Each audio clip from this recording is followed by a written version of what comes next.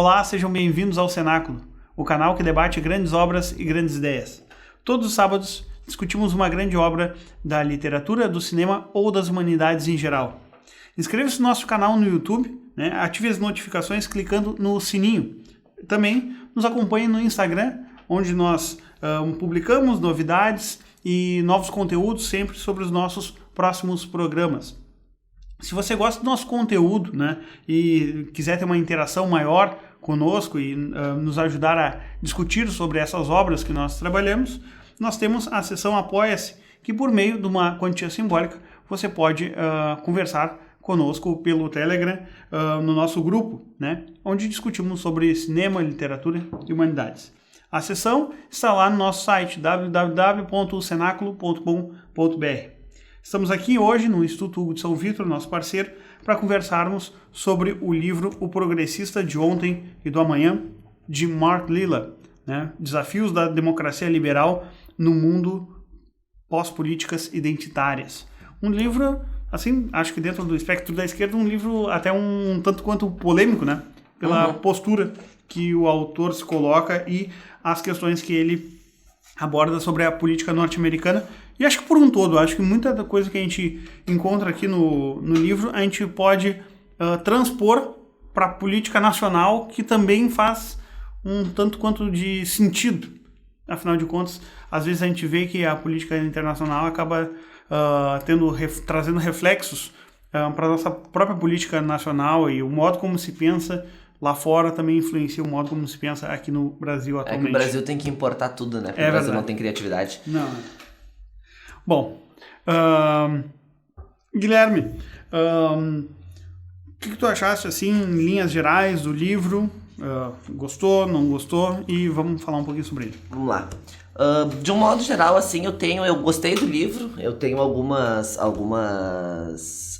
coisas com as quais eu não concordo, algumas objeções de ordem mais teórica, mas no conteúdo principal e no que ele defende eu acho bem interessante.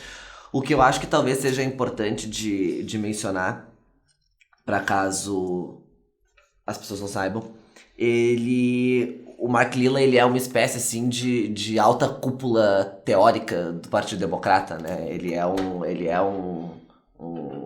sei lá, a Marlena Chauí do Partido Democrata, melhor do que a Marlena Chauí, mas ele é isso, ele é um dos grandes teóricos do Partido Democrata hoje. E imagino que esse livro, quando publicado, tenha causado um certo alvoroço dentro do próprio Partido Democrata, porque ele se coloca numa posição muito crítica a vários rumos que o partido vinha tomando, resolveu tomar a partir de desde mais ou menos ali do final da década de 90, e que ganhou proporções maiores ali na eleição do Trump.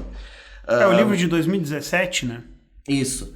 Mas eu acho bem pertinente algumas coisas, mas eu acho que a análise que ele faz é muito interessante, eu acho que a crítica que ele faz também procede, mas claro, eu acho que como todo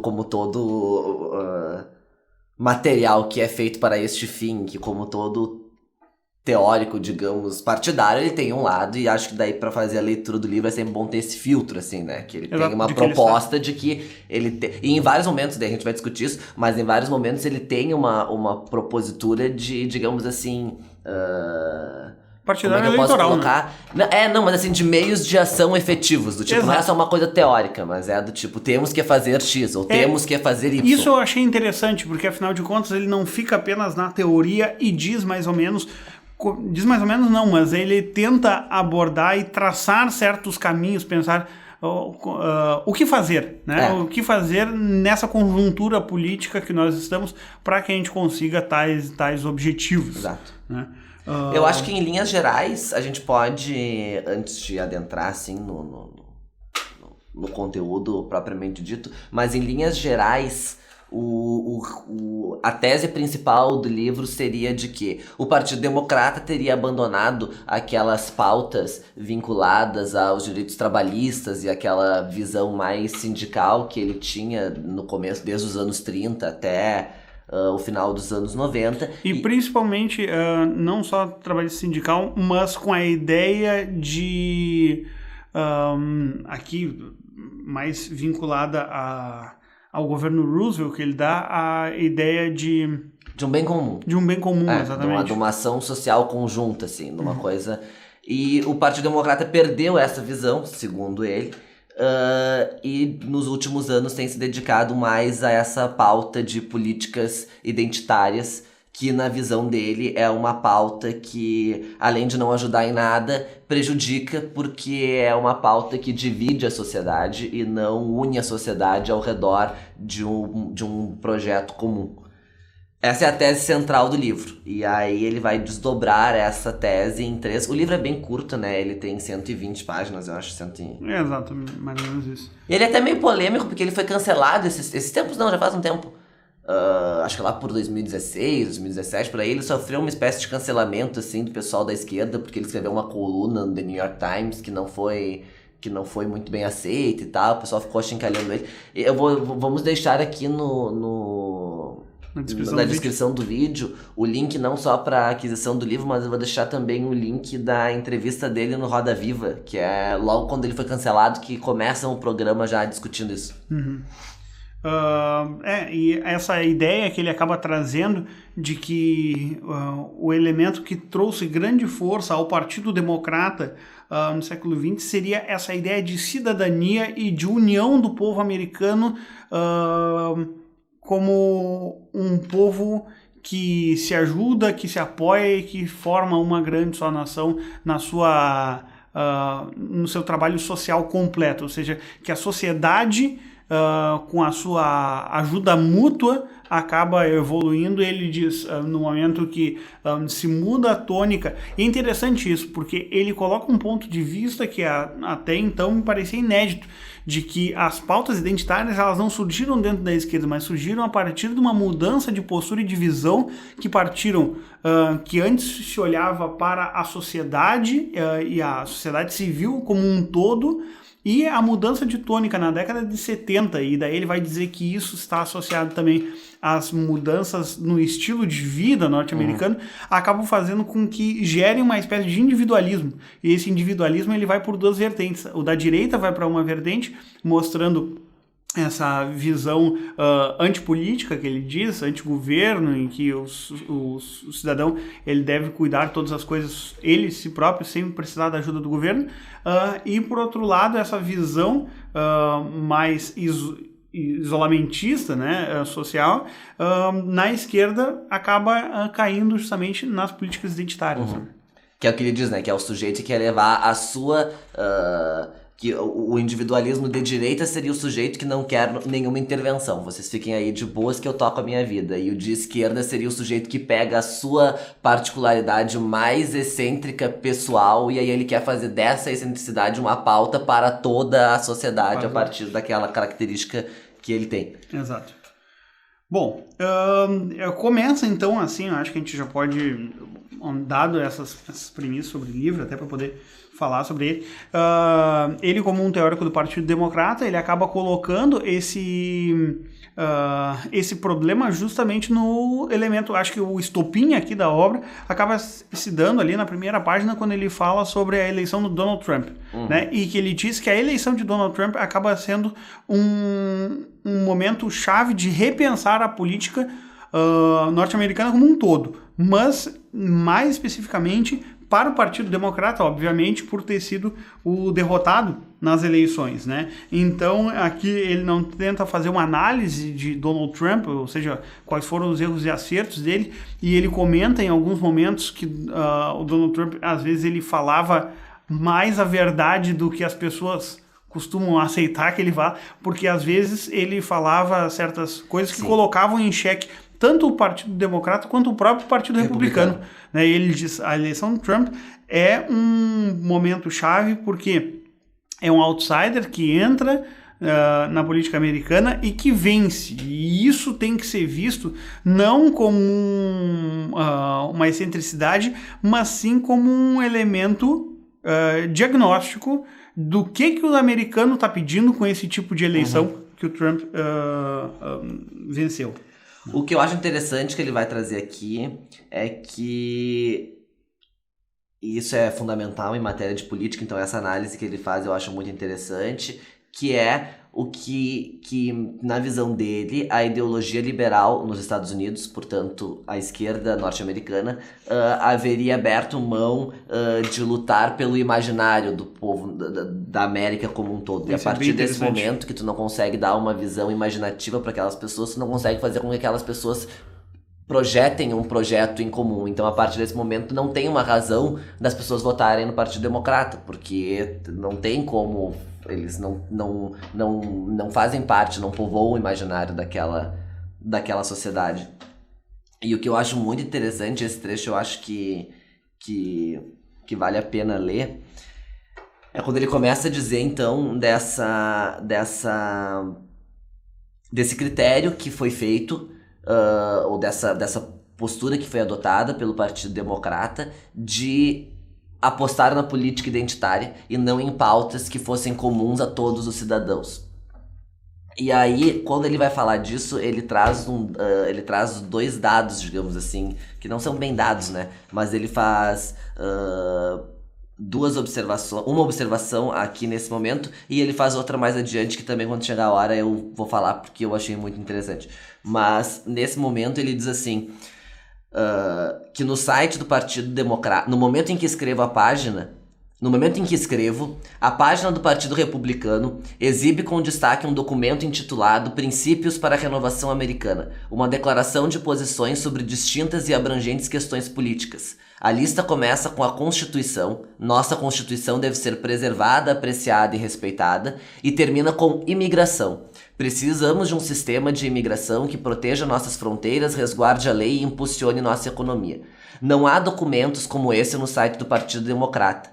Em vez disso, quando descemos até o fim da página, encontramos uma lista de links intitulada Povo, e cada link leva a uma página concebida para atrair um grupo e uma identidade distintos. Mulheres, hispânicos, americanos étnicos, a comunidade LGBT, indígenas, afro-americanos, asiáticos americanos, ilhéus do Pacífico. Há 17 grupos e 17 mensagens distintas. Você pode até pensar que foi parar por engano na página do governo libanês e não na de um partido com uma visão do futuro dos Estados Unidos. Ou seja, só aqui ele já consegue demonstrar essa diferenciação que tem, né? Apesar dos pesares, o Partido Republicano consegue no documento deles defender uma pauta que seja comum a toda a sociedade com base em valores abstratos. E o Partido Democrata não consegue fazer isso. Dizer... Ou seja, tenta arrebanhar minorias étnicas, de gênero, enfim, tudo isso para colocar tudo dentro de um grande chapéu ali, e que esse caldeirão de minorias acabaria formando o eleitorado. Só que aqui que ele diz que é onde o Partido Democrata se engana, porque justamente isso acaba trazendo não uma força unificadora, mas uma força disruptora, né? Sim. Ou seja, a força acaba, em vez de ser centrípeta, acaba sendo centrífuga. Uhum. Então, logo, apesar de todos eles se identificarem, né, no momento da eleição com um candidato democrata, não há um apoio mútuo, e esse apoio mútuo acaba fazendo com que eles votem menos, né? Eu acho que isso é bastante importante, porque foi nessa mesma eleição do Donald Trump que ele acabou vencendo em 2016, né? A eleição foi em 2016, mas a partir de 2017 a presidência. Um dos maiores propagandistas assim, do Partido Democrata, o Michael Moore, ele escreveu um texto durante a eleição dizendo por que Donald Trump iria ganhar. E daí ele fala que os americanos, apesar da maioria em números apoiarem o Partido Democrata, grande parte desses não vão votar. E porque não se sentem identificados com Hillary Clinton na época e tudo mais. E daí eu acho que falta isso, né? Acho que aí se percebeu essa questão da falta de identificação com alguma pauta, com um projeto norte-americano, com alguma coisa. Então ele mostrava que os republicanos, eles eram focados em bater de porta em porta e convidar as pessoas a votar, que é justamente algo que ele comenta aqui, né? Que no momento em que tu pega uma pauta que é baseada em ti mesmo, que tu fica acostumado a olhar para dentro e, como ele diz, ficar perscrutando todo o seu interior, sua sexualidade, sua posição, sua raça, e apenas olha para isso e só tenta debater com isso dentro desse nicho, né? E evita qualquer tipo de debate externo com recursos, como hoje em dia se tem, eu acho que aqui ele não chega a utilizar o termo, mas a questão de se utilizar o lugar de fala é um exemplo típico dessa impossibilidade de se debater com o diferente. Isso daqui acaba fazendo com que tu não esteja preparado para o debate público, né? E logo tu não ganha a empatia do próximo para receber o voto, né? E que isso acaba, de certa forma, enfraquecendo na questão da votação. E acho que essa foi uma pauta que o Partido Democrata se utilizou diferentemente, talvez não exatamente tenha utilizado-se disso nessa última eleição, onde o Joe Biden ganha. Mas a gente percebe que nessa última eleição, o foco que os americanos deram não foi tanto a questão de votar em Biden ou colocar a imagem de Biden como o representante norte-americano para o voto, mas sim o fato de ir votar, né? Então a campanha, tanto é que a revista Time, eu acho que pela primeira vez não colocou o rosto de alguém na capa e colocou a mensagem vote, ou seja, vá para a votação, não importa o que está acontecendo, vá lá e vote, porque sabia que em números gerais Joe Biden tinha mais adeptos do que Donald Trump, então precisava dessa motivação, porque justamente o Partido Democrata não traz essa motivação do sujeito pegar a fila, numa época de pandemia, não sei o que, ir lá e votar. Então isso parece ter ecoado, assim, ter mostrado uma mudança de tônica nesse modo como os americanos, principalmente os democratas, encararam essa última eleição. Não, e uma coisa que é significativa nesses problemas que ele aponta e que me parece muito correto é que a partir do momento que tu tem uma mensagem coesa, tu unifica as pessoas ao redor de uma mesma pauta. Então, por mais que tu tenhas divergências, tu acaba deixando essas divergências de lado em nome daquela pauta que vocês têm em comum. Agora, quando é o contrário, quando tu aposta naquelas diferenças que as pessoas têm entre si e não no que elas têm em comum, tu acaba fazendo com que elas se dissociem cada vez mais, com que elas se afastem cada vez mais. Então, assim, tu não vai ter mais um projeto em torno, sei lá, vamos supor, um projeto em torno de uma reforma constitucional. Tu não vai ter isso, tu vai ter um negócio que o pessoal se junta ali ao redor porque eles se identificam como negros. Só que depois, dentro daquele grupo, tu já vai ter um novo racho, uma nova ruptura, porque ali vai ter uma pessoa que vai se identificar dentro daquela minoria com uma outra minoria. Então tu vai ter os negros homossexuais, então tu vai ter os negros, sei lá, que não tem uma perna, tu vai ter os negros que não sei o quê. E aí isso vai cada vez mais dividindo, até que fique ilhas de uma pessoa só. E isso, em termos de projeto político, é completamente inviável, porque...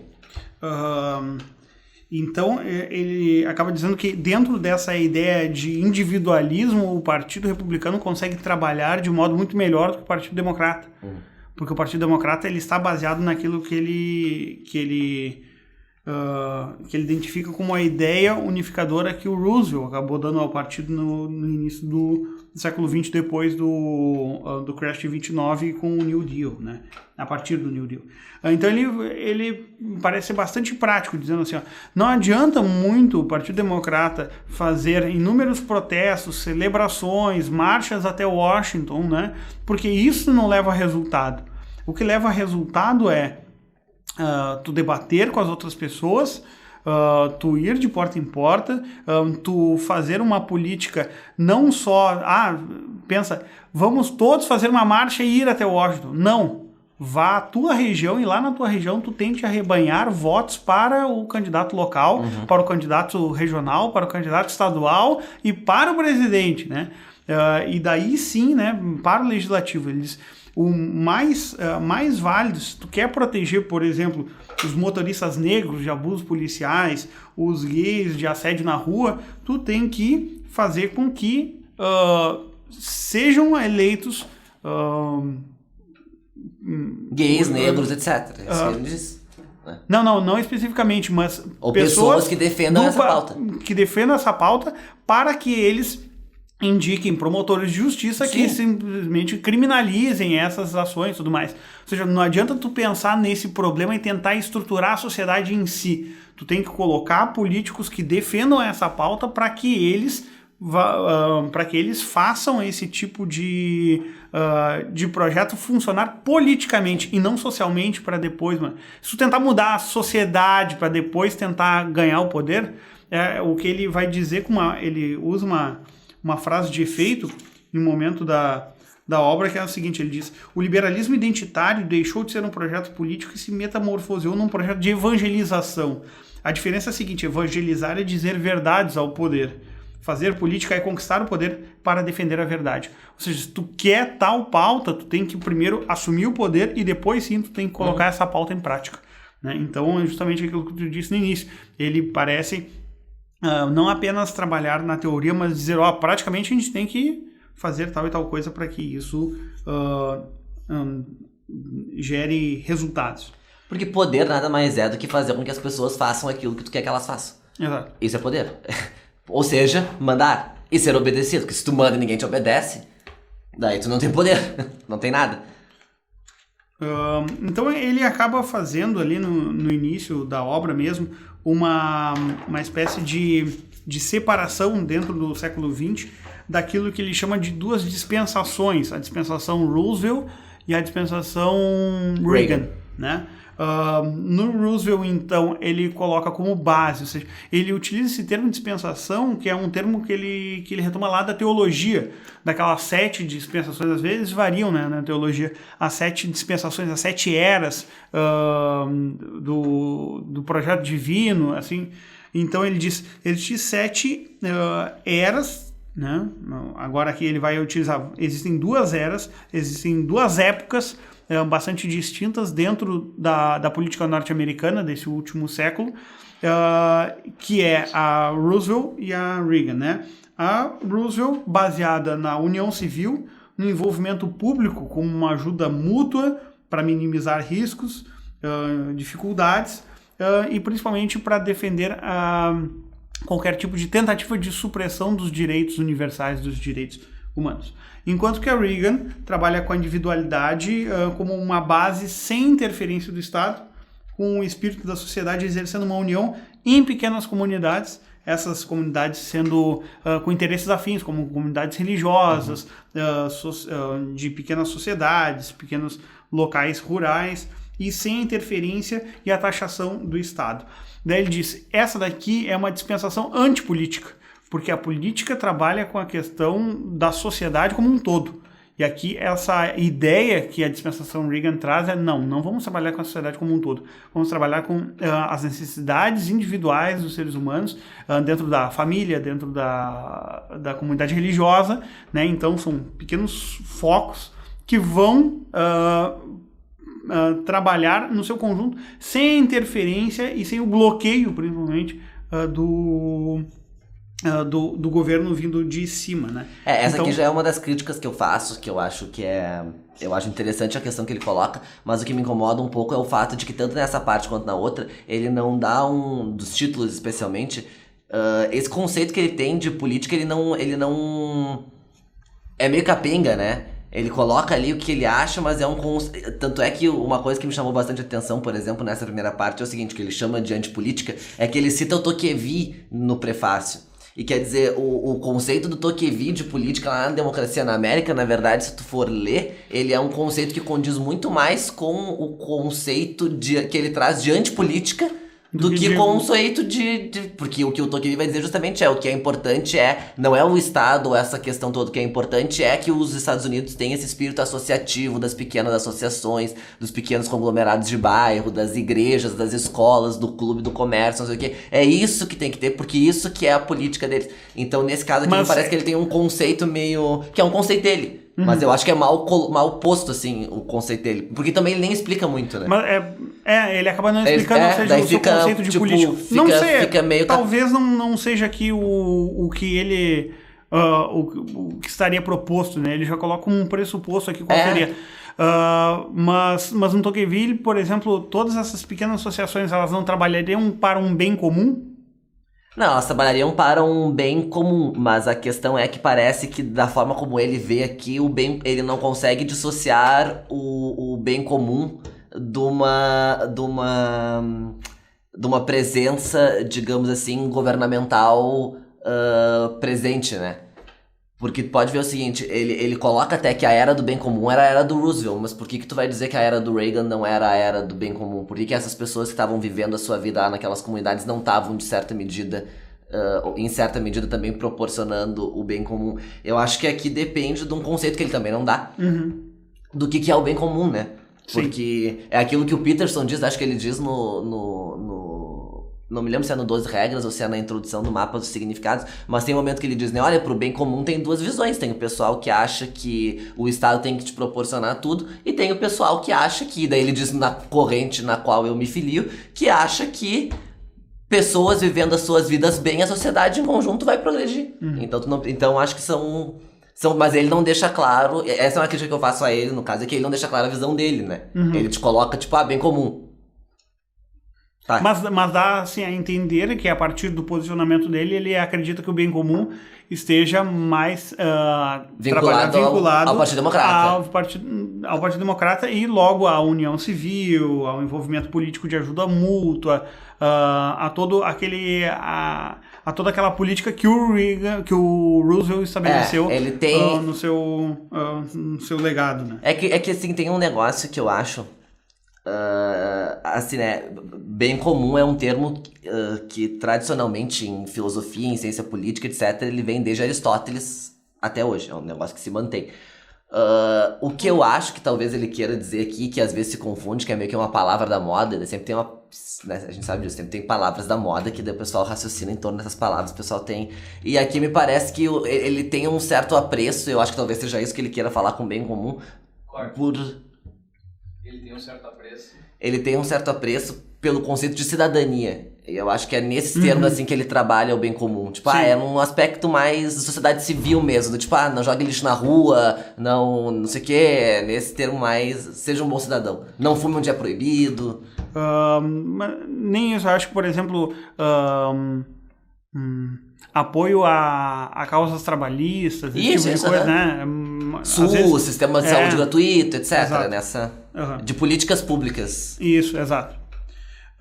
E daí ele vai utilizar, né, de uma premissa que eu achei interessante isso. Ele vai dizer, olha, numa coisa o Marx tinha razão, as condições materiais ajudam a determinar quais ideias políticas encontram repercussão num dado momento histórico. E daí ele vai dar exemplo disso. Eu achei interessante porque ele faz uma leitura da sociedade americana durante a década de 50 e 60, dizendo essas práticas dentro da própria casa norte-americana, o modo de viver, o American Way of Life, né, ou seja, as mudanças que ocorreram na questão tecnológica, na questão da estrutura familiar, mudaram completamente a visão de mundo norte-americano. E fizeram com que essa dispensação Roosevelt se desfizesse durante a década de 70. Claro que a gente pensa muito assim que os elementos que foram motivadores dessa mudança de postura tenha sido a liberação sexual, a revolta contra a guerra do Vietnã, ou seja, grandes proporções. Mas ele vai mostrar que pequenas coisas dentro do próprio lar, né, fizeram essa mudança. Então ele comenta, dizendo que graças aos novos eletrodomésticos, as donas de casa tiveram uma vida mais fácil, mais confortável, e então estavam também isoladas das oportunidades de trabalho, né, vivendo naqueles subúrbios norte-americanos.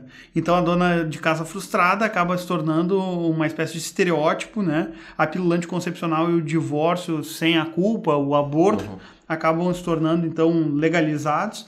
E isso traz uma independência à mulher e, por extensão, também ao homem, né? uma dependência erótica. E com isso, então, os índices de divórcio acabam disparando, mulheres começam a se casar mais tarde, homens começam a se casar mais tarde, ou não se casam. Então fica muito mais comum a gente ver núcleos familiares em que apenas um cria os filhos, seja só a mãe ou só o pai que criam os filhos, e na década seguinte esses filhos se tornam muito mais independentes, porque eles não vivem mais com a sua família, eles vivem na frente da televisão, eles aprenderam desde jovens a ser criados sozinhos, né? Ou seja, eles têm que se virar sozinhos e logo, então, as relações familiares, elas se esfriam muito, os filhos, então, quando eles vão visitar os pais, eles vão rapidamente lá ou nem visitam. Então, toda essa questão fez com que essas pessoas que antes viviam numa grande comunidade, que a gente via de famílias com 5, 6, 7, 8 filhos, às vezes em famílias de pais separados com um filho só. Então começa a se formar essa grande comunidade que antes era representado na sociedade pela união civil, e começa a se desfacelar justamente pela estrutura familiar, e dentro dessa estrutura familiar a gente começa a ver que cada um começa a meio que cuidar da sua vida, e essa ideia de desunião e de cada um cuidando do seu bem comum, ou seja, do seu bem próprio, acaba se tornando, acaba vindo de dentro dos lares para uma ideia do ideário americano, e o Reagan acaba captando isso muito bem e acaba se utilizando disso como um meio para ganhar o imaginário norte-americano. Ele acaba fazendo isso com extremo sucesso, porque ao contrário do que os democratas estavam fazendo na década de 70, que era de criticar o americano, ou dizer o que ele deveria fazer, o que não deveria fazer. Ninguém gosta de tomar pito, né? Principalmente em época de eleição. Então, ele diz... O Reagan, ele dizia, eu acho que não existe nada de errado contra o americano, né? Ele mostrava uma visão ensolarada dos Estados Unidos, dizendo, nunca o sol se põe nos Estados Unidos, ou seja, a gente tem que ser feliz, e o modo da gente ser feliz é cada um cuidar da sua vida. E os americanos acabam comprando muito essa ideia, porque já estava isso inserido dentro da sua própria realidade, né? Então acabam se identificando dentro dessa ideia que eles chamam de política do Partido Republicano, colocado em algumas premissas, que ele vai dizer. As premissas que o Reagan acabou colocando como doutrinas dessa nova visão do Partido Republicano seria: a boa vida é a vida dos indivíduos autônomos, deve-se dar prioridade a acumular em vez de distribuir a riqueza, quanto mais livres são os mercados, mais eles crescem ou enriquecem o mundo, e o governo não é o problema. Não o governo é o problema. Não o governo tirânico, não o governo ineficaz, mas o governo em si é um problema. Né? E que esse catecismo conservador acaba ecoando de uma forma tão forte, né, dentro do Partido Republicano, que ele vai perdurar durante 4 décadas, né, até a chegada da eleição de Donald Trump. Ou seja, a eleição acaba se tornando um turning point. Ele vai dizer algumas... eleições são eleições de transição de visão de mundo. E parece que isso ocorre justamente no momento do Donald Trump, ou seja, se esgota essa ideia republicana desse isolacionismo com a eleição do Trump. Afinal de contas, quem vence é um republicano que não é do Partido Republicano, de raiz, né? Ele acaba concorrendo a esse partido, mas não... Sim, ele não era um político dos quadros do Partido Republicano. Exato. E assim como havia sido na sua época, a eleição de Jimmy Carter acabou sendo uma espécie de transição dessa dispensação Roosevelt para a dispensação Reagan.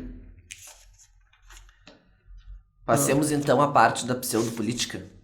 Sim, que agora então ele acaba identificando essa dispensação Reagan como a antipolítica, e a dispensação que foi utilizada nesses últimos 40 anos, a dispensação do partido, nem dá para dizer que é uma dispensação, mas a postura do Partido Democrata durante a dispensação Reagan é o que ele chama de pseudopolítica, ou seja, aquilo que tu acha que é política, mas não é.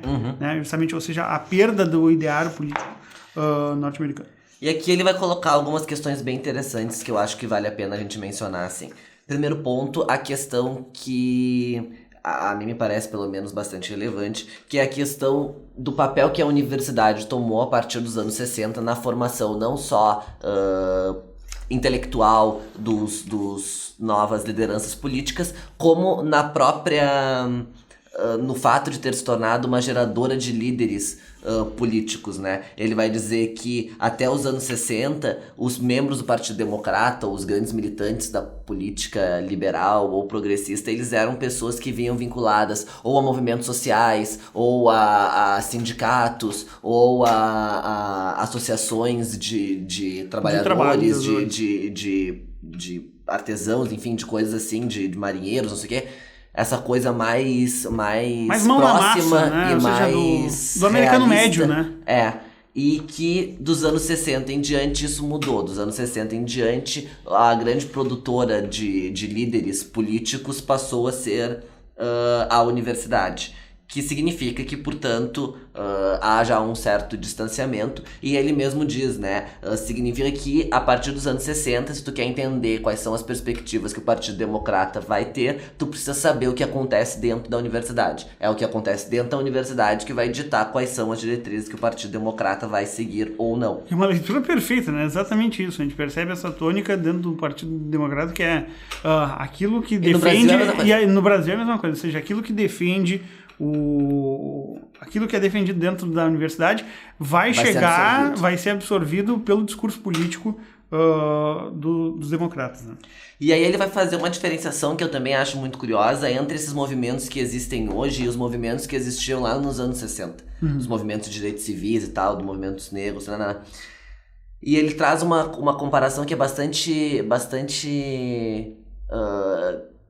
diferente, assim. Porque o que ele vai dizer? Ele vai dizer que o cidadão médio norte-americano, por um lado, ele se identifica com o Estado. E por que ele se identifica com o Estado? Porque como que a América surgiu? A América surgiu através de perseguição religiosa. O que os Estados Unidos tinham que os outros países não tinham? Os Estados Unidos tinham naquela época um Estado, entre muitas aspas, mas tinham um Estado que legitimava ou que garantia que aquelas pessoas tivessem o direito de exercer a religião que elas quisessem. Então, por esse motivo, aquelas pessoas que sofreram perseguição religiosa da Inglaterra se identificavam com aquele Estado. Esses peregrinos, eles tinham essa base, essa premissa da liberdade religiosa norte-americana, e ele dizia que era exatamente isso, né? Quando eles chegavam na América, eles não procuravam uma identidade pessoal, mas procuravam exatamente se identificar com um país que aceitasse a igreja que eles haviam escolhido. Eles deixarem praticar a religião que eles queriam. E aí, ele vai trazer isso que, em certo sentido, isso eu cito, em certo sentido, o movimento de direitos civis lá dos anos 60 tinha mais em comum com as lutas de grupos religiosos e minorias étnicas do passado, que diziam respeito a ver garantida sua igualdade e sua dignidade de cidadão. Isso dos anos 60. Ele diz, mas durante os 70 e 80, houve uma mudança. A atenção passou a se concentrar menos na relação entre nossa identificação com os Estados Unidos como cidadãos democratas e mais na nossa identificação com diferentes grupos sociais dentro do país. A cidadania desapareceu do mapa e as pessoas se puseram a falar em identidade pessoal nos termos do homúnculo interno, dessa pequena coisa composta por partes matizadas por raça, sexo e gênero.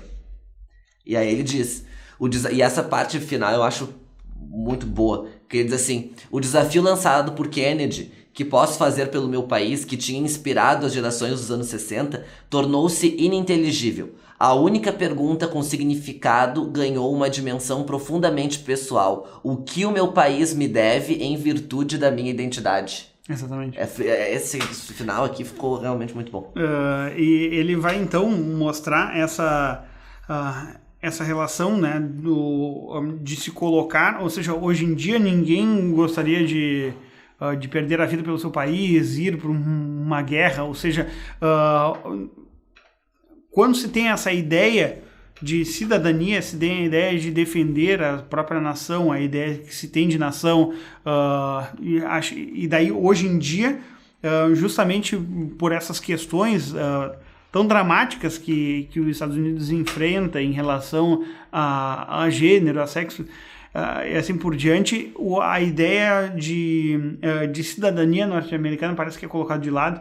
Uma coisa que se mostra assim, bastante presente, pelo menos na parte do esporte, eu que acompanho, nos jogos de futebol americano, muitos protestos aconteceram, né, no momento de tocar o hino norte-americano, alguns ficarem de joelhos, ou alguns fazerem uma espécie de protesto justamente no momento do hino norte-americano, como uma forma de protestar contra as injustiças sofridas por um grupo identitário em particular. E aqui isso mostra justamente essa tônica em que se deu mais espaço a esse tipo de pensamento, de mentalidade, em que o norte-americano pensa a sua própria relação de gênero, raça e assim por diante, e a partir disso pensa como é que a sociedade tem que ser, deveria mudar a sua mentalidade. Claro que a gente vê que inúmeras vezes esse tipo de pedido de mudança da sociedade é um pedido legítimo, né? É um pedido de maior justiça, igualdade trabalhista, igualdade racial, gênero, enfim. Mas o que ele vai dizer é o seguinte, o Mark Lilla vai dizer, não adianta se pensar durante o tempo todo nisso, enquanto que porque isso tu não vai conseguir arrebanhar o grande trabalhador, a grande faixa média do sujeito norte-americano, branco, que trabalha... E esse sujeito, ele precisa ser colocado dentro de uma política e se mostrar como inserido dentro dessa tua política para poder votar naqueles candidatos que tu quer. Uhum. Se não houver isso, ele vai continuar se arrebanhando aos republicanos e votando nos republicanos que não defendem as pautas que tu desejaria que sejam votadas. Uhum.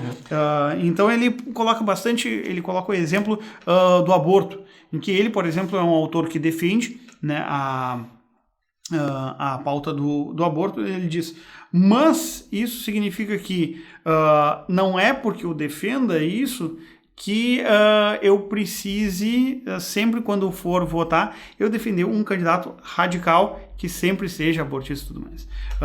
E daí ele vai dar alguns exemplos dentro do Partido Democrata de um candidato democrata que tentou colocar dentro da pauta do seu governo, acho que era um candidato estadual, para governador, tentou colocar dentro da pauta do governo ou spam, por exemplo.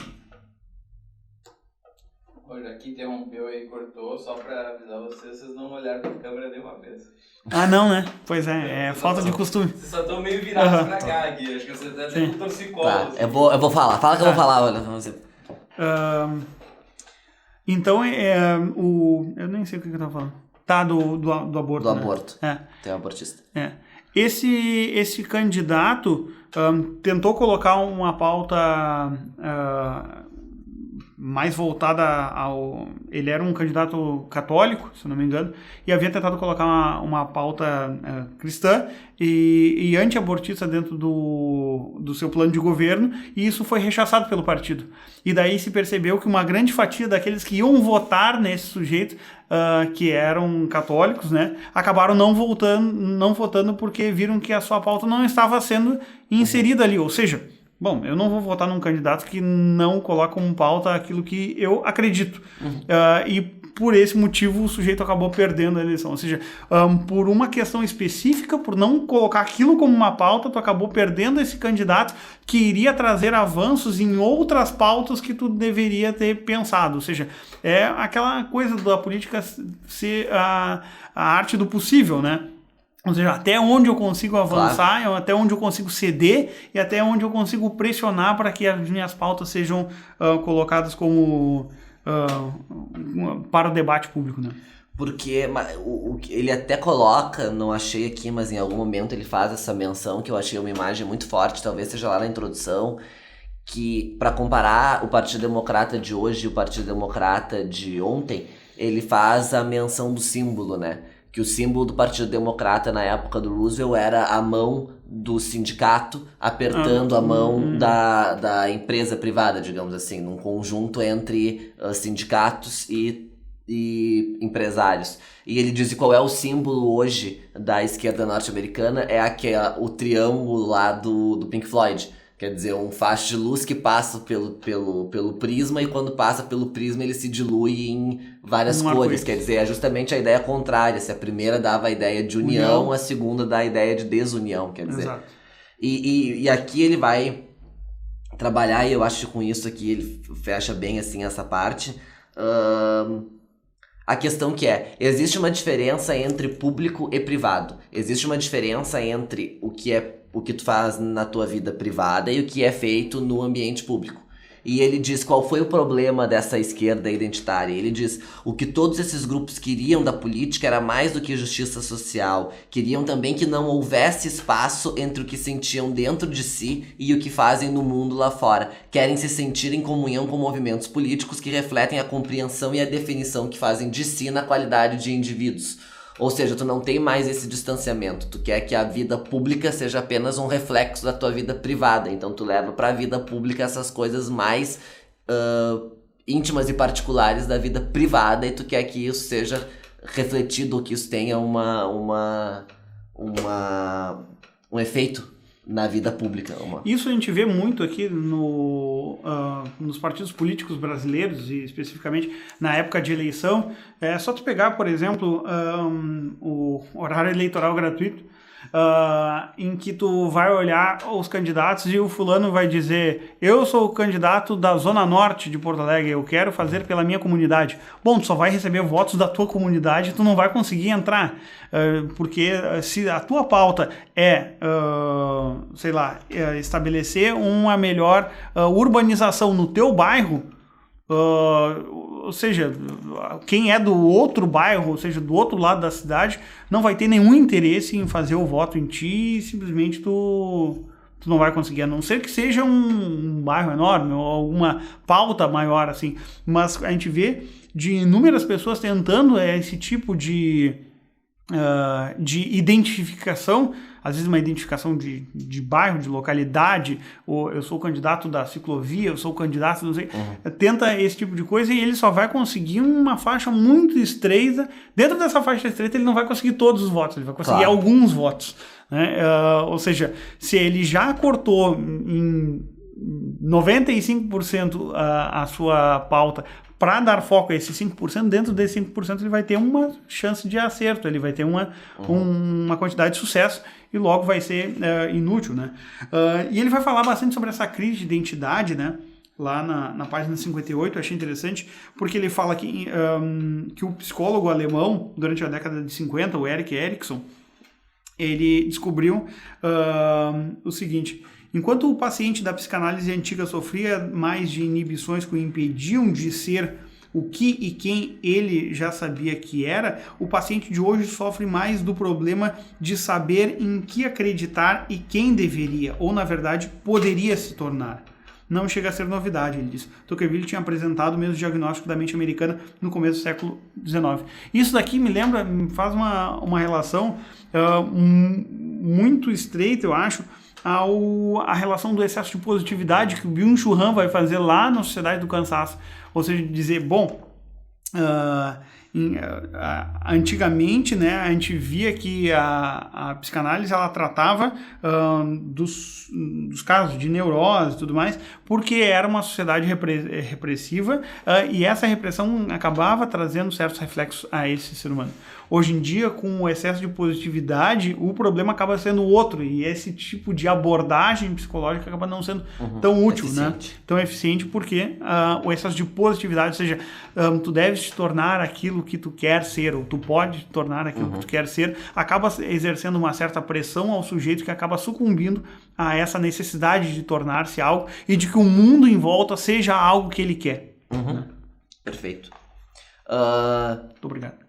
E aí ele vai seguindo, e daí para retomar nessa parte final do livro, que ele chama de política, ele acaba retomando isso que o Miguel trouxe um pouco antes, que eu acho que é bem, bem importante, que é a questão do seguinte: ele tenta, nessa parte chamada política, traçar atuações práticas para que o Partido Democrata, digamos assim, volte ao poder ou tenha uma maior efetividade nas suas propostas. E isso é bem... O capítulo inteiro pode ser resumido de uma forma bem simples. Ele até na página 83 diz ali o que ele acha que poderia ser mais ou menos colocado nesses termos. Mas uma das coisas que ele fala mais adiante, que o Miguel comentou, que eu acho que é importante retomar, é que ele diz que um dos principais problemas desses movimentos sociais de hoje, comparado aos movimentos sociais do passado, é que os movimentos sociais de hoje, eles tratam todas as pautas como se elas fossem inegociáveis. Exato. E que isso não é possível. Por que no passado tu podia fazer isso? Porque no passado, sei lá, os negros não podiam andar nos mesmos ônibus que os brancos. Então, quer dizer, tu realmente tinha algumas coisas que eram inegociáveis. Agora acontece que muito pouca coisa na vida é inegociável. Agora então, tudo tu não pode tratar tudo como se fosse negociável. Agora dizer, tudo é sine qua non, né? Exato, não pode ser tudo uma condicional para. Então ele diz que essa é uma alteração que precisa ser feita, quer dizer, eles precisam retomar essa visão de que as coisas são negociáveis, que não se trata apenas de questões de direitos invioláveis. Não, que as coisas não são assim. E por que isso é importante? Porque o próprio Lilla vai dizer que a partir do momento que tu trata essa questão como uma questão de direito inalienável e inviolável, tu acaba colocando teu adversário numa condição muito, muito difícil. Porque a partir do momento que tu tá debatendo e tu diz que tu tem um direito inviolável a determinada coisa e aquela pessoa que tá debatendo contigo diz que tu não tem, tu acaba colocando essa pessoa numa posição quase de monstro, de moralidade. Ele chega a usar essa expressão. E daí ele diz que isso não é possível, que tu não pode tratar as pessoas dessa forma, que tu tem que tratar as pessoas como um cidadão que tem uma opinião diferente da tua. Agora tu não pode achar que porque tu tem uma pauta X, tu é moralmente superior àquele sujeito porque tu tem essa pauta. Porque isso vai te trazer uma antipatia de grande parte do público também, né? Exatamente. Não, também, claro. Ou seja, no momento em que tu considera todo mundo um monstro e que não há diálogo com esse tipo de postura ou de posicionamento político, bom, tu acaba te isolando e tu acaba te isolando não só dos teus adversários políticos, mas também daqueles sujeitos que potencialmente tu poderia arrebanhar o voto. Claro. Né? E é que tu precisa ter alguma coisa em comum para poder estabelecer um contato, para poder fazer alguma coisa, porque senão fica se a gente pegar, claro, tô fazendo uma simplificação monstro aqui, mas se a gente pegar o livro A Guerra do Fim do Mundo, do Mário Vargas Llosa, nada a gente tem ali que trata sobre a Guerra de Canudos. O que tu tem ali, na verdade, são dois mundos diferentes que não se comunicavam entre si. E aqueles dois mundos que não conseguiam se comunicar acabaram entrando num conflito onde um mundo dizimou o outro. Porque eles não conseguiam nem conseguir imaginar como o outro mundo vivia, né? Exato. Ou seja, é uma incompatibilidade assim de visões, ou seja, não consegue perceber. Pra cada um, o outro era o anticristo, literalmente, exatamente. No caso, né? O Antônio Conselheiro, e o Antônio Conselheiro achava que a República era o anticristo. Então ele vai traçar aqui, concluindo, algumas premissas que ele acha que são necessárias, ou algumas ações, digamos assim, que são necessárias para que se volte a ter essa visão, que o Partido Democrata retome, digamos assim, os rumos do que tinha no princípio. Entre essas coisas estão, ele diz que há que se ter prioridade, e ele elenca algumas dessas prioridades. Então ele vai dizer que tem a prioridade da política institucional sobre a política de movimento. Ou seja, justamente isso, de tu arrebanhar pessoas, fazer essas pessoas serem eleitas, indicar promotores, indicar juízes, ter esse tipo de não vou dizer infiltração, mas quer dizer, ter esse tipo de poder dentro do Estado do que apenas ficar fazendo movimento de rua de ação prática protesto. Política. De ação política prática e não só poder real e não ficar gritando em avenida. A prioridade da persuasão democrática sobre a autoexpressão sem propósito, o que é uma coisa realmente necessária, que é esse critério de tentar convencer o outro, tentar entender o outro e tentar compreender por que ele defende X ou Y e tentar racionalmente convencê-lo a defender a mesma pauta que tu e não ficar só se reafirmando naquilo que tu já acredita. E ele vai colocar como outro ponto a prioridade da cidadania sobre o que ele vai chamar de identidade grupal ou pessoal. Quer dizer, é que ele vai retomar aquele conceito que é uma preocupação maior com o bem comum do que com diferenças que mais nos distanciam do que nos aproximam. Eu acho bem interessante na página 94, quando ele simplifica isso. Eu acho que dentro de um parágrafo assim, ele consegue trabalhar isso muito bem quando ele diz: a política democrática é persuasão, não autoexpressão. Veja só, sou homossexual, jamais provocará algo além de um tapinha na cabeça ou um revirar de olhos. Aceite que você jamais concordará com as pessoas em tudo. É o que se espera, aliás, numa democracia. Um dos efeitos de se engajar no movimento social ligado à identidade é que você estará cercado de pessoas que pensam igual, têm a mesma aparência e o mesmo nível de instrução. Não imponha testes de pureza àqueles que quer convencer. Nem tudo é uma questão de princípios. E mesmo quando é, em geral, há outros princípios igualmente importantes que talvez tenham de ser sacrificados para preservar um princípio em particular. Valores morais não são peças de um quebra-cabeça em que tudo foi previamente cortado para encaixar. Então ele vai justamente mostrar essa relação que parece que se perdeu muito hoje em dia, ou seja, as pessoas elas têm que concordar com tudo, e daí tu acaba entrando dentro dessa bolha, ele acaba dizendo, e que o sujeito ele não consegue ver nem discutir de fora, porque afinal de contas, quando ele entra nessa bolha identitária, ele vai concordar, ele vai conversar sempre com pessoas do seu mesmo grau de instrução, com o mesmo posicionamento político e de ideias que ele tem. Ou seja, ele não está preparado, né, para debater com o mundo, e o mundo também não está disposto a concordar 100% com ele, né? Então logo acaba causando um ruído e uma falha nesse processo político mesmo de estabelecer um diálogo e de tentar achar algo em comum, que é aquilo que ele vai dizer. Então, a questão da persuasão e não da autoexpressão, que é a base, então, das políticas identitárias. Então, depois, ao fim assim, do livro, ele vai utilizar, acho que um exemplo bem importante, né, de como é necessário isso e de quão longo é o caminho dentro do Partido Democrata para se mudar essa postura. É um exemplo que ele dá de uma declaração do Bernie Sanders, depois das eleições de 2016, quando o Bernie Sanders diz que ele vê um avanço muito grande quando um afro-americano é um chefe ou um CEO de uma grande empresa, mas se esse sujeito, não importa se ele for um sujeito negro, branco, latino-americano, se ele enxotar em empregos para o exterior ou explorar os funcionários, dá na mesma, ou seja, a identidade dele, né? Precisamos de candidatos negros e brancos, latinos, americanos, gays e héteros. Precisamos de toda essa gente, mas precisamos que todos esses candidatos e funcionários públicos tenham a coragem de enfrentar a oligarquia.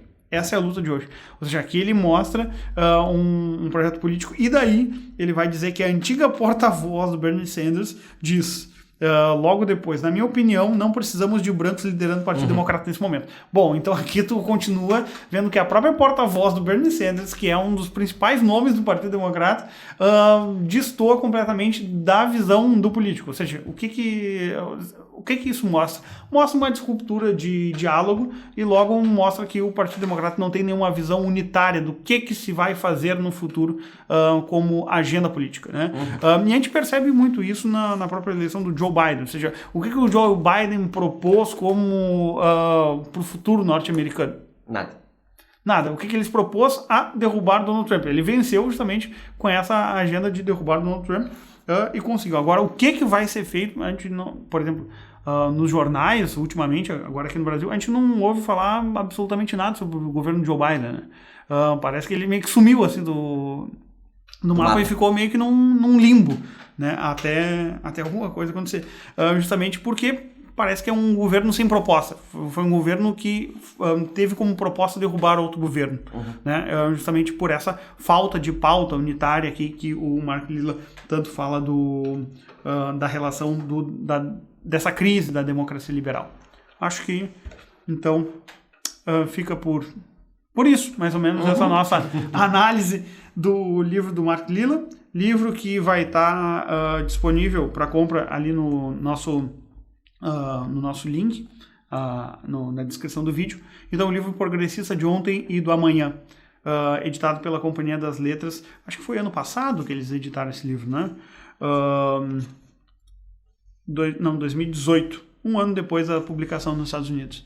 Então, o Mark Lilla ele também tem algumas outras obras traduzidas pela companhia, né? A Mente Naufragada e o outro já não me lembro mais. A Mente... Também é alguma coisa relacionada com a mente. Então ele tem, acho que esses 3 livros traduzidos aqui. Eu também fiquei bastante curioso de ler mais sobre o autor. Gostei do livro. Então, no nosso próximo programa, até falando sobre isso, nós vamos trabalhar com um filme, mas não associado ao livro. Agora é o nosso momento enquete. A gente passou uma enquete para os nossos seguidores lá no Instagram, e foi uma enquete que teve uma boa repercussão, né? E uma boa votação para o filme Meia-Noite em Paris, do Woody Allen. Vai ser o nosso segundo ou terceiro Woody Allen? Segundo Woody Allen, que a gente vai trabalhar. A gente já tinha feito sobre o Maridos e Esposas. Na verdade, o terceiro, porque tu já havia falado sobre o Woody Allen na autobiografia. Da autobiografia, né? Do Woody Allen. Então vamos falar sobre esse filme, um filme mais recente, acho que da 2012. Década passada, do Woody Allen, Meia-Noite em Paris, no nosso próximo sábado. E para informar você sobre o nosso bolão que nós havíamos feito sobre o Oscar, o Guilherme realmente ganhou o bolão do Oscar por um acerto, então foram 10-9, né? Mas ganhei. Ganhou. Isso é importante. A gente errou bastante, ganhar, né? De 10-0, mas ganhei de 10 eu ganhei. Ganhei de 10-9. Ganhou por um acerto o nosso bolão, mas se fica como prêmio de consolação, eu acertei como melhor filme. Então, fica por aí. Nosso próximo programa, então, sábado, nos acompanhe. Nós vamos falar sobre o filme Meia-Noite em Paris. Aguardamos vocês. Se inscreva no nosso canal, nos siga lá nas redes sociais e também dê uma passadinha lá no site, na seção Apoia-se, onde você pode conversar com a gente lá pelo Telegram e falar sobre esse livro, quiser criticar a gente, quiser elogiar, fazer o que a gente... Pode ir lá aparecer. Se o Guilherme não quer ser criticado, eu quero. Certo? Então, muito obrigado e até a próxima.